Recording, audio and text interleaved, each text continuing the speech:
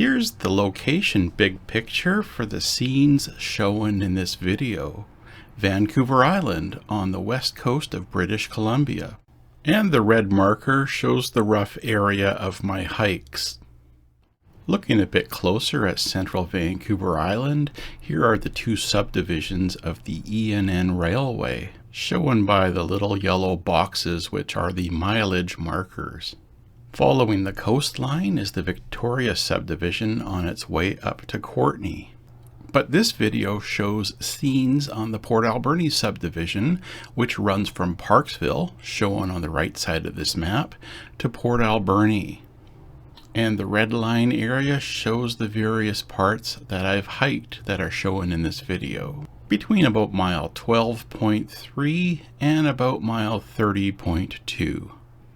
And here is the close-in view of the railway, which I've outlined in black, and shows Cameron Lake on the right side of the map, and everything is snaking its way towards Port Alberni, with the route dictated by the challenges of geography, lakes, mountains, that kind of stuff.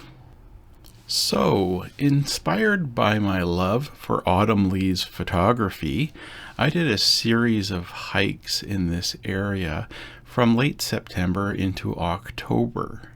It ended up being 5 hikes in total, and they were all out and back hikes, so I got to see the same scenes but from different angles in early morning and then midday. I chose to focus on the photography and not shoot video as I was walking. But I did shoot a few video clips when I was set up at a few nice scenic locations. I keep coming back to these areas, and so I will do my traditional walk and vlog type of hiking videos later on in the year as I keep coming back here. Let me show you where these photography hikes happened as I fill in this map with the red marker. The first hike was a short one. It was here at the Alberni summit where I enjoyed sunrise with the sun peeking out over Mount Arrowsmith as I was at the Summit Lake Trestle. Very photogenic. The next hike was a day later along Cameron Lake because again the sunrise was going to line up really well with one of the trestles, so I wanted to photograph that. 5 days later, I did a hike above the McLean Mill and Cherry Creek areas northeast of Port Alberni, and this is the first time this year that I've enjoyed foggy weather, and it was fun for the photography. A week later, I did a hike at the Alberni summit going from Loon Lake to about mile 26, and there was epic fog that day. And then the final hike in this series was later in October, where I went from the Alberni summit to the west end of Cameron Lake. And the 3 white circles are the gaps, the areas that I didn't get to. The top left-hand corner is west of McLean Mill, and that's a spot that I like to go, but I rarely go because the broom is so thick and bad. And now that I start and end my hikes in that area at McLean Mill, I kind of bypass it. But I need to get back there because it is beautiful, even though it's hard to hike. The white circle in the middle is around mile 27, and that's the area where the BC Hydro power lines go to Port Alberni.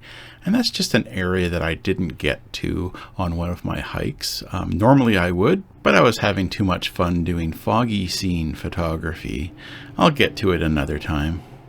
And the third white circle area I didn't get to is above Cameron Lake, and that's between the Big Trestle and mile 16. And the broom is probably the worst in that spot, and I just did not feel like lugging my big photography camera and tripod through that thick broom. So I'm going to save that for a day when I'm doing a hike with my lighter video camera setup. Can you tell that I love maps and routes? I love this kind of stuff. I'm going to present these hikes from east to west. So here's the first segment from the east end of Cameron Lake to the mid-lake point. And within this segment, I'm presenting the photos and video clips also from east to west. And you'll notice some lighting differences because sometimes the photo will be on my way out in the early morning and other times on the way back midday. A couple minutes after I start my hike, I cross the Little Qualicum River on this railway bridge, but I'm usually in the dark, and so this view is on my way back. Here's the station name sign for Cameron Lake, former site of the train station and chalet. Now there's private cabins on the other side of those trees. And here's part of the Cameron Lake siding behind those trees. This is an interesting corridor view with the main line in the foreground. The tree corridor continues here around mile 13.5. This is the first of the lake view trestles, mile 13.7. It's in pretty rough shape up top, and it's paired with a second trestle just behind it at mile 13.8. And here's that second trestle looking back with the first one behind it now. In this view from the first trestle, you can see the impact of the June 2023 forest fire across the lake above Highway 4. There's Angel Rock, the narrow part of Highway 4. I was looking for lovely autumn colors, and it wasn't always maple leaves. I like this scene at the mile 13.7 trestle. At mile 13.9, there's a little bit of rockfall that's been around for a few years. Really easy to walk around it. A little bit further west is the mile 14 trestle. Simple, straight, and in relatively good condition up top. Around mile 14.5, the line breaks out to this fabulous view above Cameron Lake, and the line makes a curve as it approaches the mile 14.6 trestle, the most beautiful trestle of the day's hike. I'm always very happy to arrive here, such a beautiful place. I enjoy the views looking west, but then it was time for me to walk down the trestle, get to the other end, because sunrise aligned with the trestle, looking back eastward. This alignment happens every year in early October, and this is the third year that I've been here for it to enjoy it.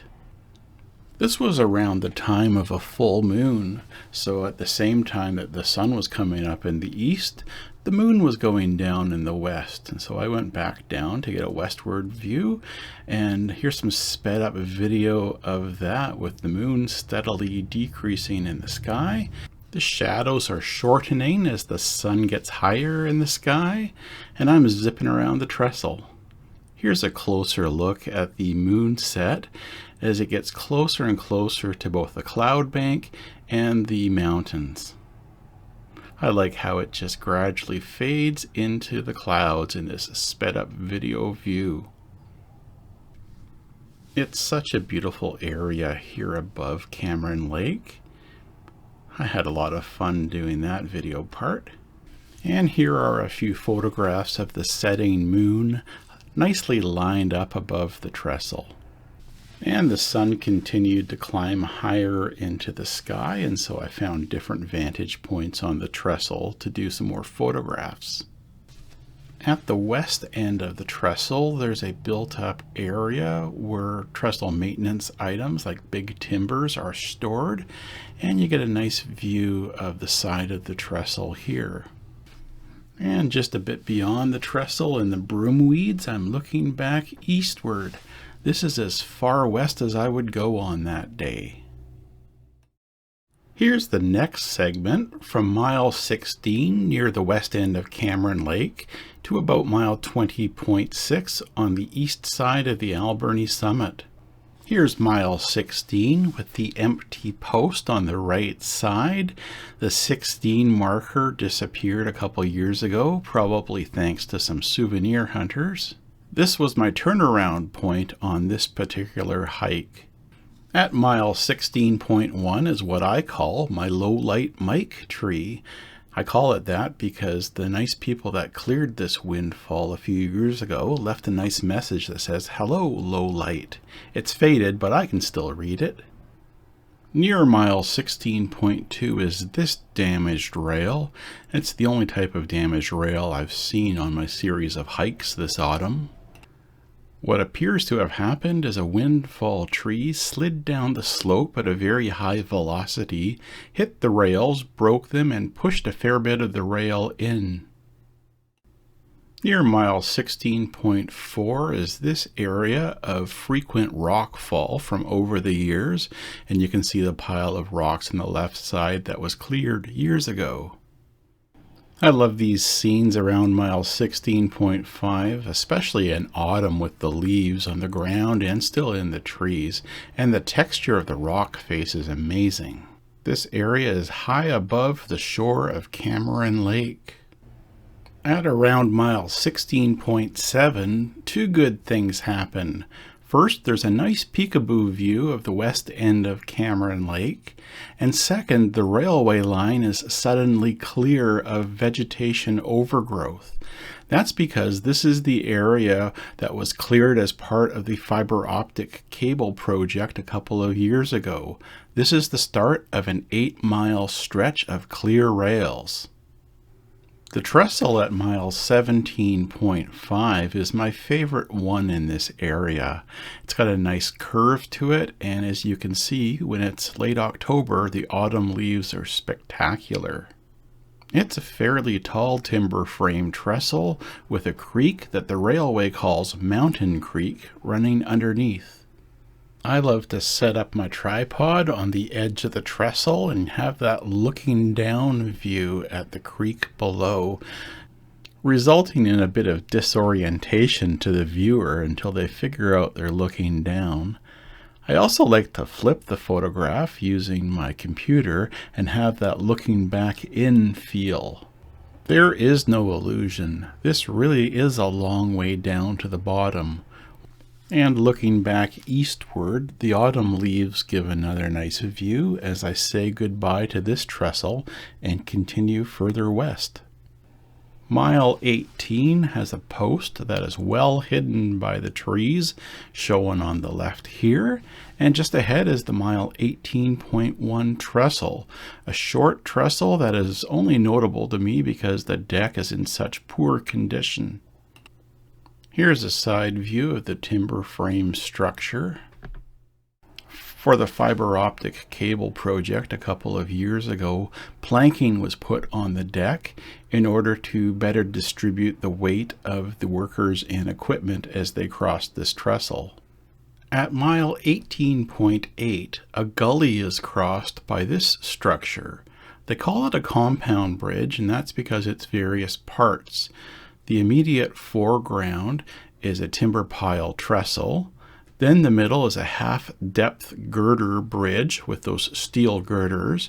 And now here at the west end, it's a timber frame trestle. The structure is interesting and always photogenic to me, but especially at the time with the autumn leaves. At mile 18.9, there's this lovely rock face that I always love to stop and photograph. I think it's really beautiful. I got a thing for mileposts. I always like to photograph them. Here's milepost 19. Around mile 19.4, there's more beautiful scenes with rock faces covered with moss and with pretty rockfall areas and autumn leaves. Mile 19.6 was the site of the Arrowsmith Water Tower back in the day, and you can still see the concrete forms that the water tower had rested on. The concrete is now covered with moss. You can also see the historical sign that was built and installed by the Canadian Railroad Historical Association, and it includes a Leonard Frank photo from 1911 showing the train at this location on its way back to the East Coast after its first ever trip to Port Alberni. And just a bit further west is milepost 20. Mount Arrowsmith is lined up over the far end of this trestle at mile 20.2. And here's the view facing the other way.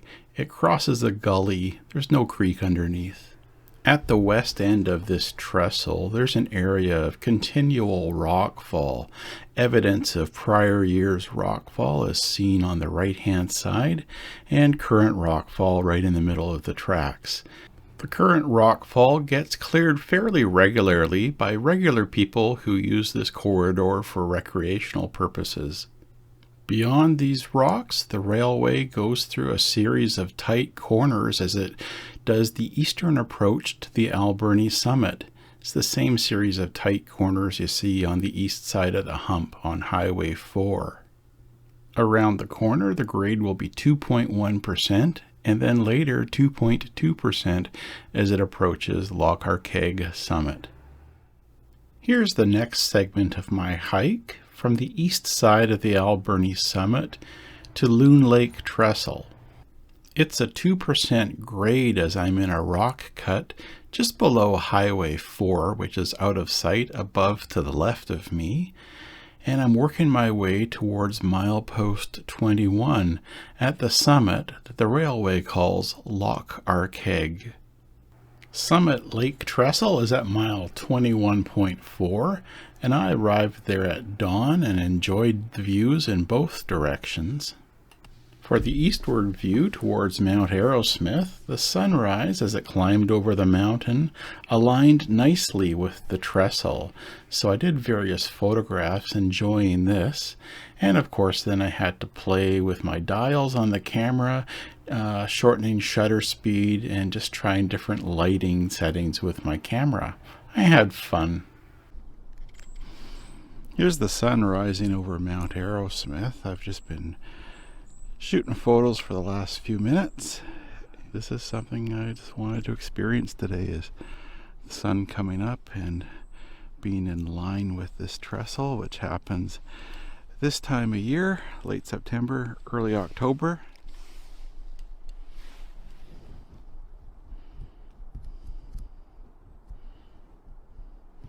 There we are, 1/2000th again.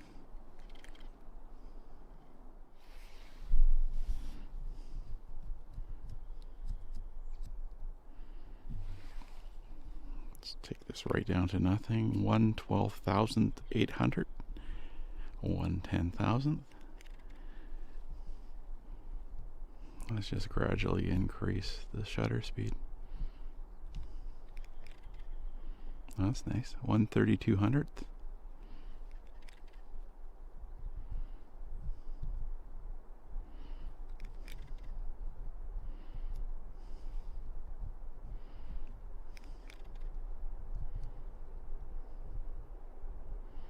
Ah, there we have the reflection in the lake.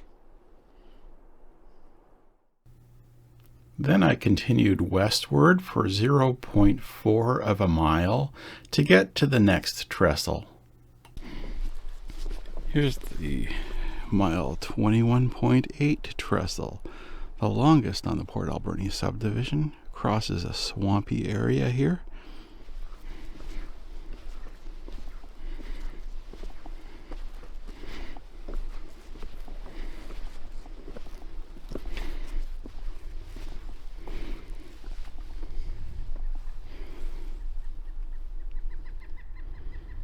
Yeah, this is pretty. I love it. I love this area. And looking east, here's that view at peaceful dawn on my way in on this hike. Okay, now let's get back to real time as I walk westward. So here I am approaching Loon Lake Trestle. And here's the west end of the Arrowsmith siding. Switching in. Yeah, a bit of overgrowth.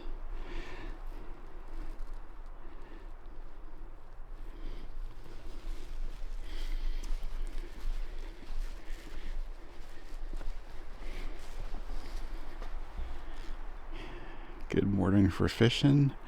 This is a Saturday morning.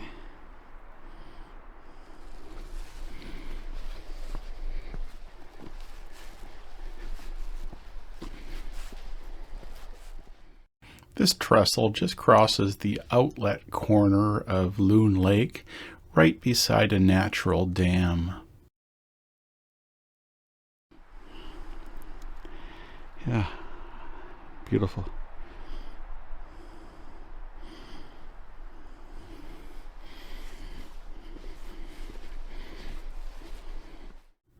And here are some photographs from the west end of the trestle at dawn and again later on in the morning. Here's the next segment of my hike from Loon Lake Forest Service Road at the Alberni summit to mile 26, getting close to above the Cherry Creek neighborhood. There are lots of moss-covered rock cuts in the area between mile 22 and 23. Below the railway on the left side, Highway 4 is descending from the summit down to the Alberni Valley. The autumn leaves were spectacular here around mile 23.6. I had fun doing a zoom in and then zooming out, showing the extent of my camera capability. Lots of beauty in this scene. And the beauty continued with this tree tunnel. Further west, there are these views of Mount Arrowsmith up above, when the clouds are willing. But in my outbound leg at dawn, I had a lot of fog, giving me some nice interesting scenes with the fog diffusing the morning light as I slowly approach milepost 24. At around mile 24.4, I climbed up a short trail to get this view down to the tracks with the lovely autumn colors. When I was done, I put my lens cap on and went back to the tracks. Took my cap off and my lens was all foggy. So I started shooting video so I could capture the lens clearing up from the fog. I like this pretty scene. At mile 24.5, the railway straightens out, and this is where Stokes Siding was years ago beside the railway. Now it's part of a little road. Looking back east here at mile 24.8, this is where the trail up to the Alberni Lookout crosses the railway. A bit further down is where Lacey Lake Road crosses the railway. And this is also the western extent of the vegetation clearing that was done as part of the fiber optic cable project. A couple of years ago, there was what I think was a landslide here at mile 24.9. I'm not sure of the cause, but you can see the culvert in the photo down below. The drop-off has gotten a bit closer to the tracks, but it hasn't yet undermined them. I love the anticipation of getting close to a railway trestle and walking up to it and gazing out, and when it's foggy like this, so much the better. Here's some sped up video showing the fog action from that morning. It was pretty amazing, and I had fun walking down the length of the trestle, and then on the way back I slowly did some recording with my cell phone camera. You'll see some of that in a bit. But yeah, that was fun walking around. And here's what it looked like from the far end walking back. Nice foggy time here at mile 25 trestle. I like the fog in the autumn. It just diffuses the sunlight. Here's portrait view so you can get a better idea of the ties I'm walking on. They're very soft and crumbly on top. I am walking above the stringer beams. Those are the beams that support the ties. I make sure I'm directly above those. I always love that moss hill there.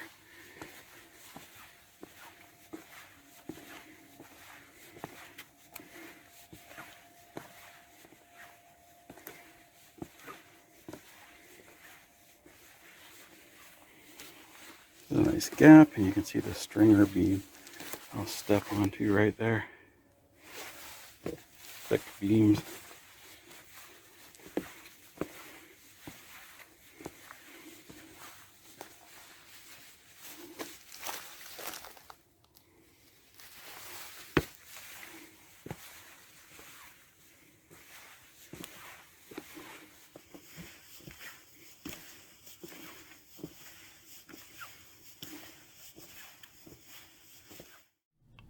On my return leg, the fog had cleared, so here's an idea of what the scenes look like without the fog.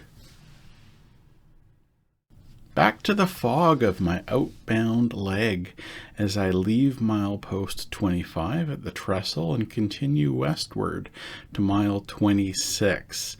I really love this part of the railway. Lots of spooky scenes in foggy weather, especially with the trees encroaching, and the fall colors are pretty magnificent. It's a lot of scenes that I love to linger at and make photographs at. The sun was starting to break through the fog, and that was nice. I decided to do some playing with the video and walked away, and then emerged from the fog as I walked back to the camera.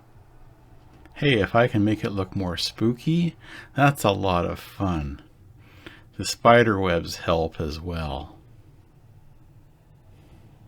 I was catching a lot of spider webs in my face. Not fun.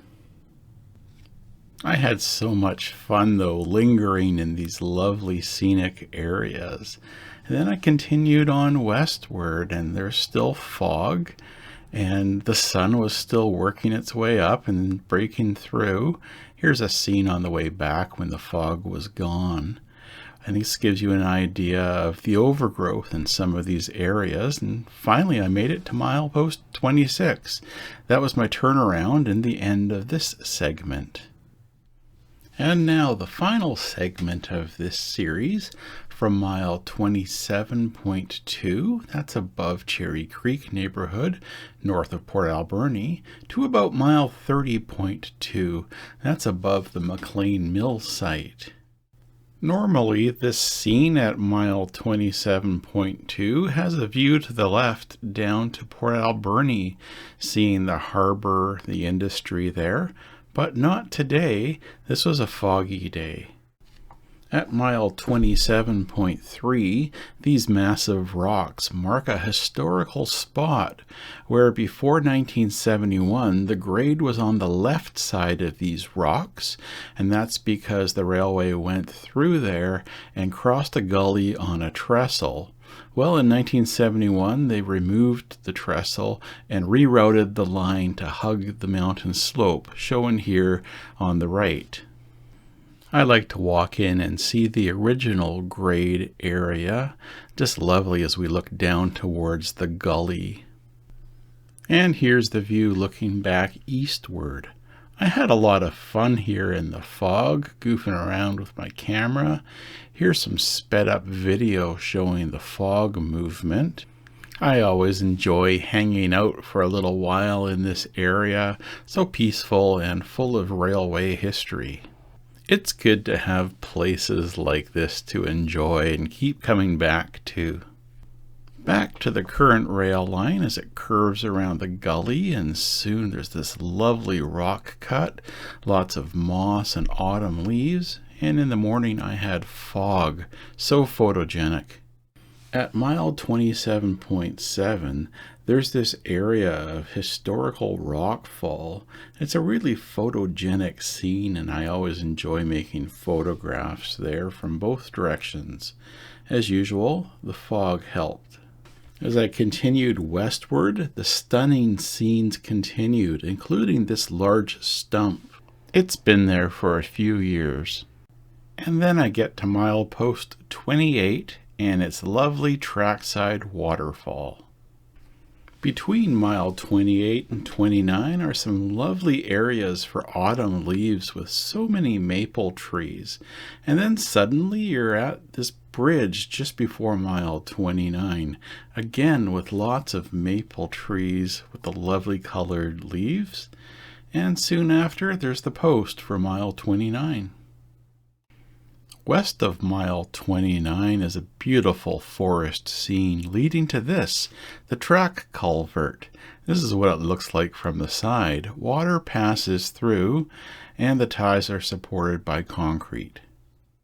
At around mile 29.5, we're back in the forest and then a lovely rock cut area leading to this, mile 29.65. This is a trail crossing, and this is the trail that I came up to the railway on for this segment, coming up from McLean Mill. I'll show you that now. McLean Mill is a National Historic Site because it was a steam-powered sawmill. Here's the log pond and the sawmill showing in the background. I like it. It's a great place for me to start my hikes to get up to this part of the E&N. After walking through the mill site, there's a tree grove area and then a logged area. Lots of fog though. It takes me to the log train trail, and I go up the trail to the Beauforts. Rocky in places, but it takes me to the E&N here. Continuing my journey on the E&N, it was a short walk to get to this trestle at mile 29.9. Nice curved trestle, but the top deck is getting worn out. The ties are very soft and crumbly, but I love this scene and I'm always happy to be here. And then it's just a few more steps westward to get to milepost 30. And then beyond that, around mile 30.2, that's where I left the railway and headed down an ATV trail to get back to McLean Mill. Thanks very much for watching this. I hope you enjoyed this. By the way, welcome to my home studio.